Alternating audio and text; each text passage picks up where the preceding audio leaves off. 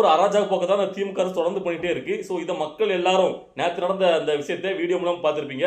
எவ்வளோக்குள்ள ஒரு அராஜக போக்க கையில் எடுக்கணும், இப்படிப்பட்ட ஒரு ஆட்சி திரும்பியும் வரணுமாங்கிறத நீங்க முடிவு பண்ணிக்கிடுங்க. இது ஒரு பக்கம் இருக்கட்டும். இன்னொரு பக்கம் நம்மளுடைய கேள்வி யாருக்குன்னு கேட்டீங்கன்னா, நாம் தமிழ் கட்சி சேர்ந்தவங்களுக்கு தான்.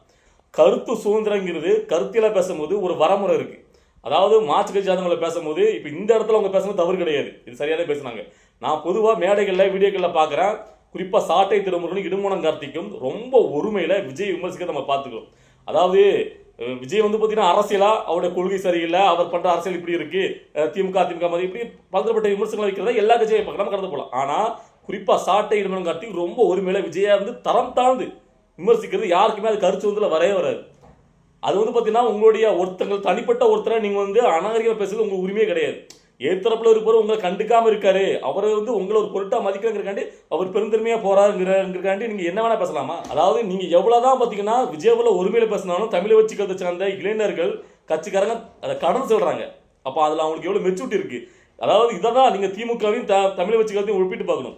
ஸோ எல்லாரும் தமிழை வச்சு கருத்து சேர்ந்தவங்கள தற்கொலைங்கல்ல, திமுகவை சேர்ந்தவங்க எல்லாம் வயசான ஆட்கள், ரத்தம் சுண்டி போற வயசுல இருக்க முடியும், அவங்களுக்கே அவ்வளவுக்குள்ள கோபம் வருது அப்படின்னா ரத்தம் சூடே நிற்கிற இளைஞர்கள் நினைச்சா அவன் என்ன பண்ணுவான்? ஸோ அப்போ அங்கே பிரச்சனை வன்முறைகள் ஏற்படுமே ஏற்படாதா?